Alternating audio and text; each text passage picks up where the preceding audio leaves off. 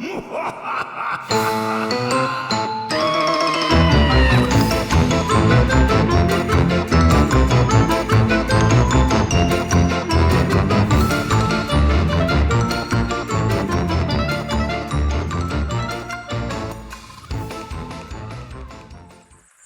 grand livre des monstres.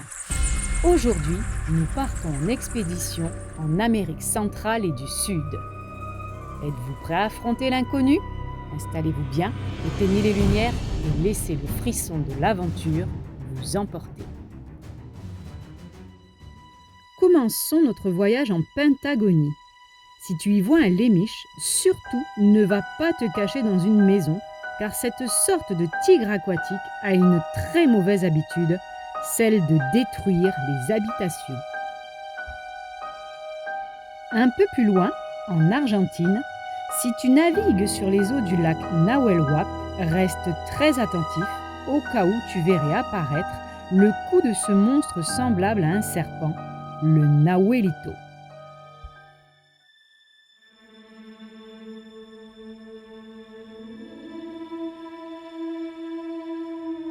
Accusée à tort de sorcellerie et de vampirisme dans son pays d'origine, l'Angleterre, Sarah Ellen Roberts mourut en 1913.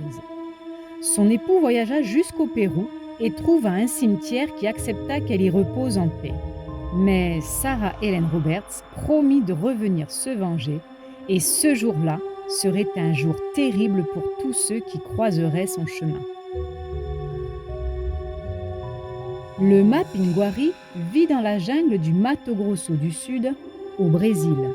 Son pelage roux et sa lenteur le rapprochent du paresseux. Mais il ne faut pas s'y fier.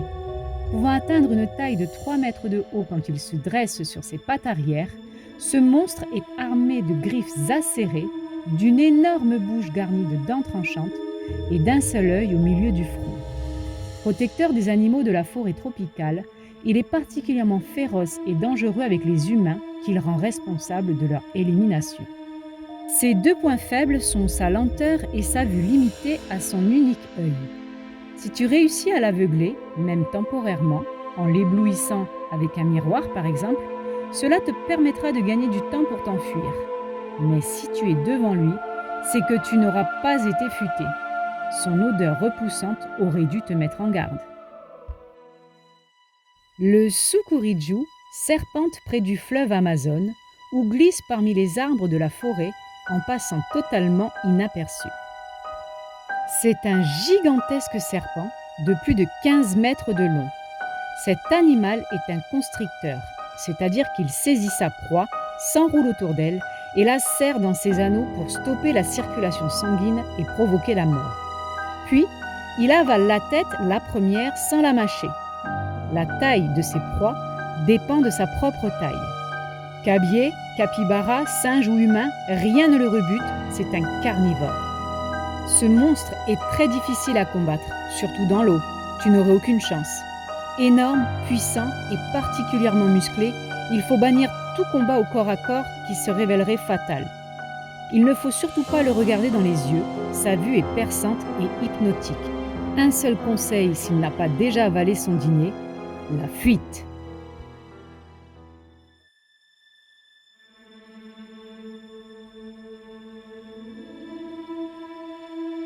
En Colombie, l'hôtel del Salto de Tequendama Falls est un hôtel délabré et bien entendu hanté. Il surplombe une cascade dans laquelle certains se sont jetés pour échapper à d'horribles cauchemars. Cet endroit est réservé aux plus courageux.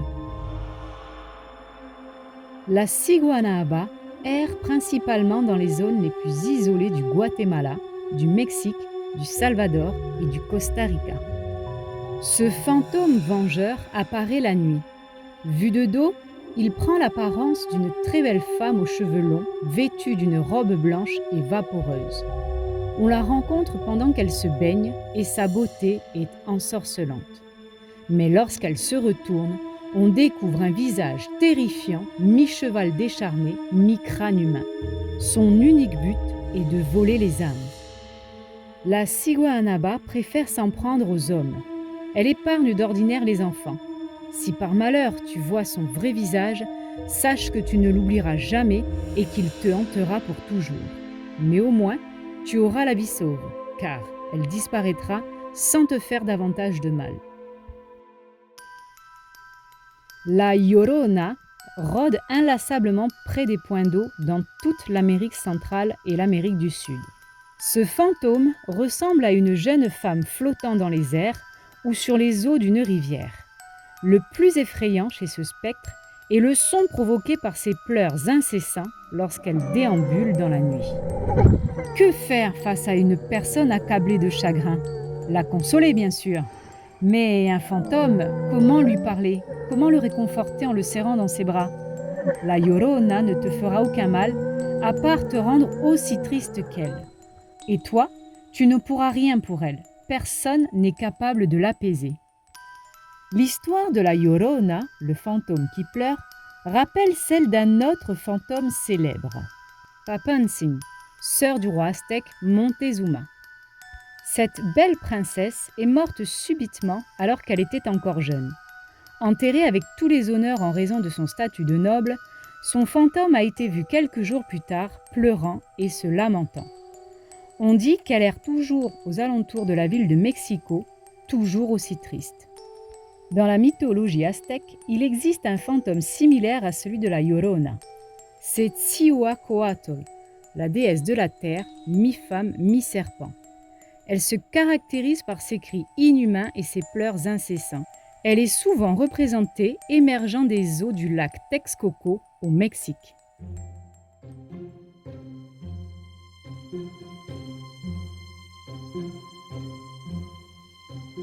Tout au nord du Mexique vit le Chipacli. C'est un monstre en partie poisson, en partie alligator et en partie crapaud. Il a plusieurs bouches. Ce démon des mers, formidable nageur, a un appétit insatiable et s'attaque à tout ce qui s'approche de lui. La planchada se promène la nuit dans les services de l'hôpital Juárez à Mexico. Son nom vient de ses vêtements, parfaitement propres et repassés. Infirmière dévouée auprès de ses patients, elle tomba sous le charme d'un médecin manipulateur qui la délaissa pour une autre jeune femme.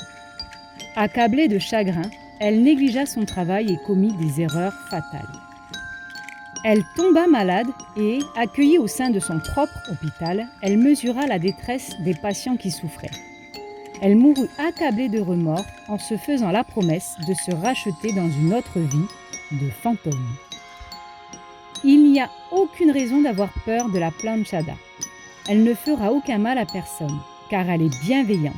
Elle veille les malades en s'assurant de leur bien-être et en les rassurant dans leur sommeil. Le cimetière Panthéon de Belén à Guadalajara est un cimetière particulièrement terrifiant car il abrite des monstres et des fantômes de tout type. Vampires, pirates maudits, démons, chiens fantômes. Il semble que toutes les créatures les plus effrayantes du monde se soient donné rendez-vous parmi les pierres tombales ancestrales et les chapelles sépulcrales de ce cimetière. Pour affronter les monstres de ce cimetière, tu auras besoin d'un peu de tout. De l'ail, des branches de sorbier, des pieux en bois pour les vampires, des objets religieux et de l'eau bénite pour les démons. Alors si tu envisages de te rendre dans ce cimetière regorgeant d'horribles créatures de toutes sortes, pense à prendre un grand sac et à le remplir de tout ce qui pourrait être utile pour combattre. Ah, et n'oublie pas d'emporter aussi un élément essentiel, beaucoup de courage.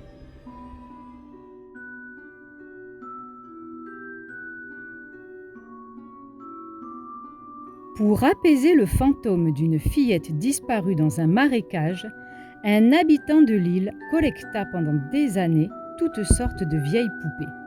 Il les accrocha aux arbres, une à une, pour en faire un mausolée. L'Ahuizolt vit dans les cavernes sombres et gorgées d'eau des zones les plus sauvages d'Amérique centrale. De la corpulence d'un chien, cette créature amphibie vit principalement sous l'eau. Sur terre, elle se déplace tapie contre le sol. Son pouvoir réside dans sa queue préhensible, dont l'extrémité se finit par une main puissante, et dans son don à imiter toutes les voix. Sa technique de chasse est simple. Couché sous l'eau, gardant juste le bout du museau à découvert, il imite la voix de quelqu'un qui se noie pour attirer sa prochaine victime. Surtout, ne pas s'approcher car sinon, crac! D'un coup de queue rapide comme l'éclair, il saisit sa proie et la noie. Face à une créature rusée, il faut se montrer ingénieux.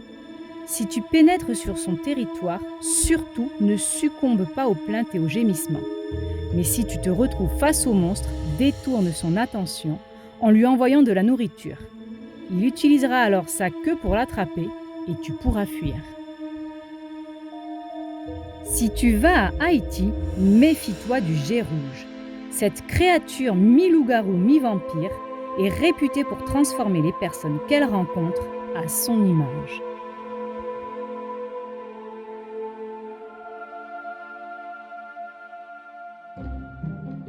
Nous terminons ce voyage avec le chupacabra.